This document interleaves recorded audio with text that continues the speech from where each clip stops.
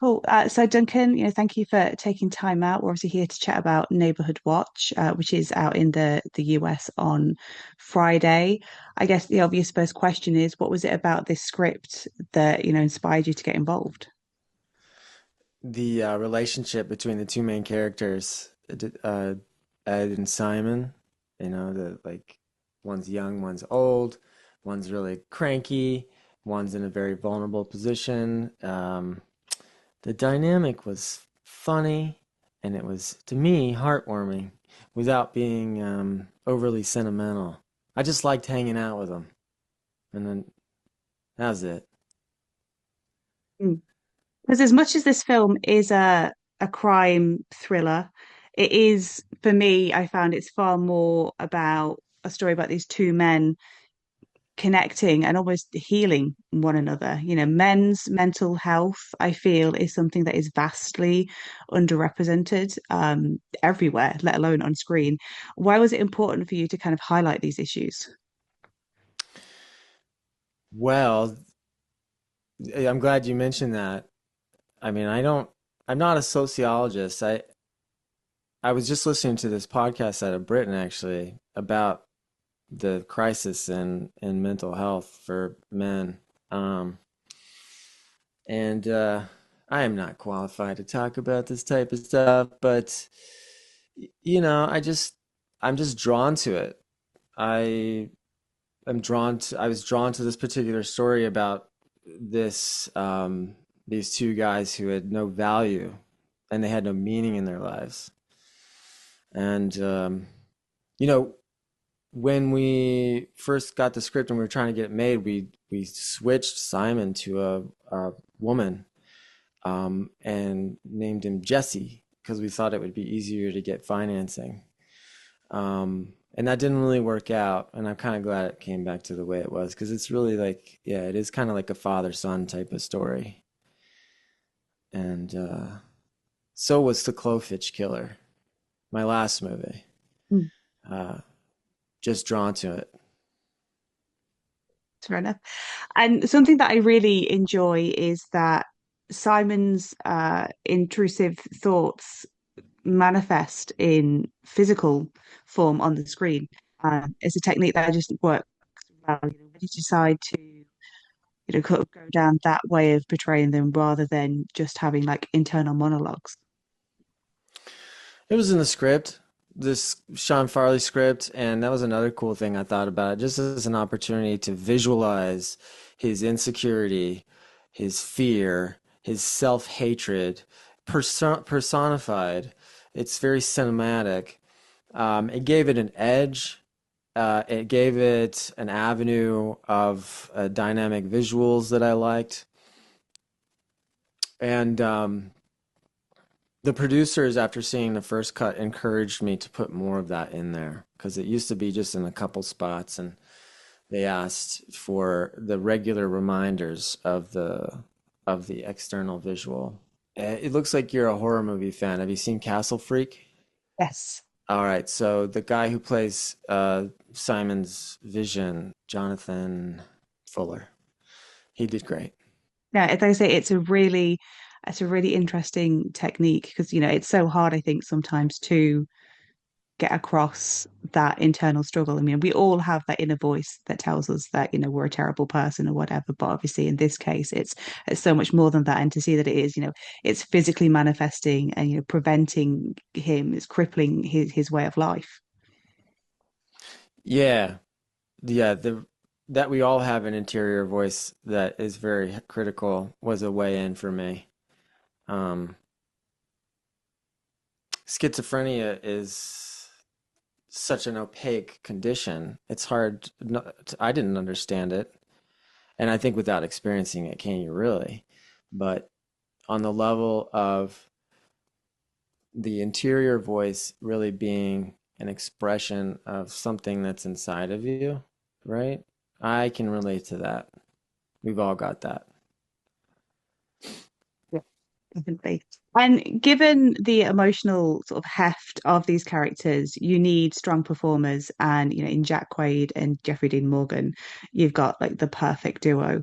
I think for me, they're both perhaps more known for their more, not necessarily comedic roles, because I'm thinking obviously like Jeffrey Dean Morgan as Negan, he's not really like relief, but he does have those like quips.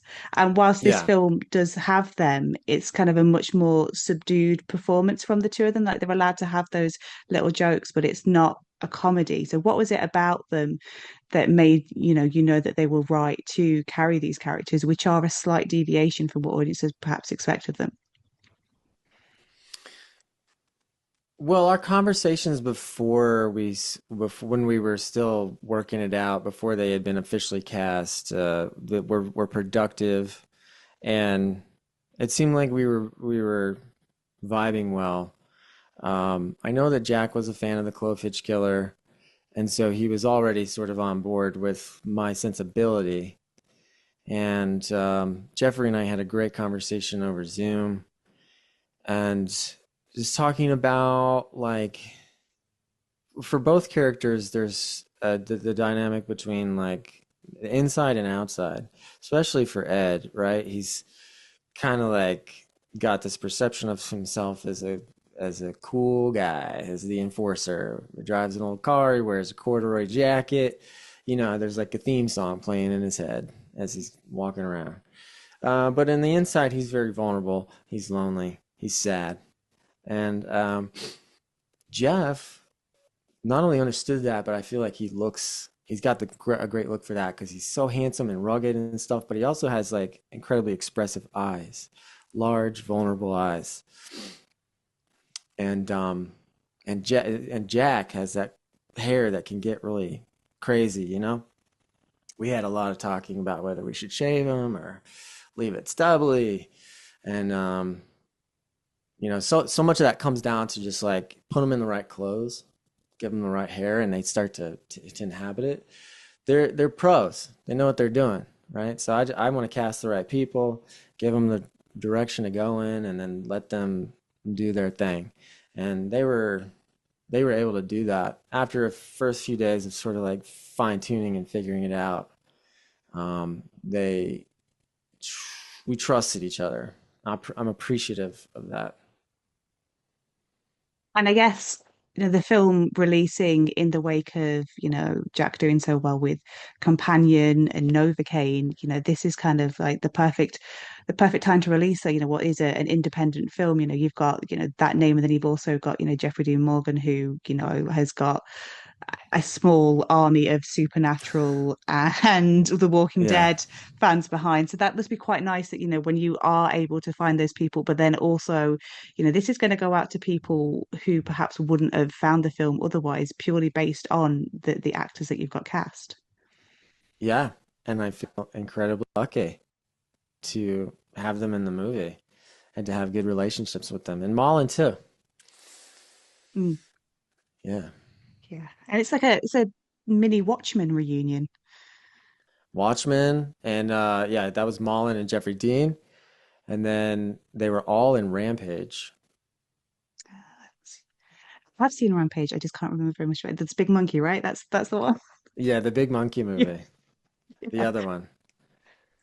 And Yeah. I guess obviously the film, as well as these two male characters, it deals with this kidnapping that is witnessed, and they're trying to track down this missing woman.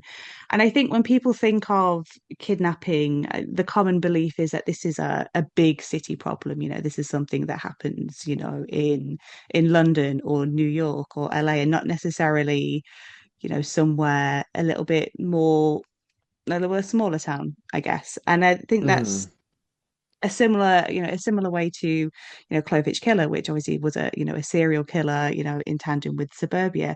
What kind of drives you to tell these stories and kind of show that, crime isn't just in the big city, guys? Yeah, so with the Clove Killer, I was interested in sort of that blue velvet idea of the seedy underbelly of the everyday American suburbia type of thing, the darkness behind the door. And now I still, I just am drawn to the vibe of small-ish towns. Birmingham's not super small. It's got a skyline and it's got a lot of different neighborhoods, which was good for the story. But there's something about like back alleys and parking lots and just like empty downtowns and craftsman houses that I'm drawn to aesthetically. And it's almost like I want to make movies that I want to spend time in the world. You know, there's a certain coziness to it. I find these movies like Scream to be very cozy. I just want to hang out in the world that the characters inhabit. And Friday the 13th, it's got these amazing summer camp vibes. So I just try to like, I look for things, look for places where I want to be. I love how the two films that you just mentioned there that you'd kind of want to go and hang out in are, Scream and Friday the 13th. I mean, what are your chances of surviving those films? Because I would not last. Yeah, me neither, probably. But I'd have a nice cup of tea before meeting my demise and enjoy the hang.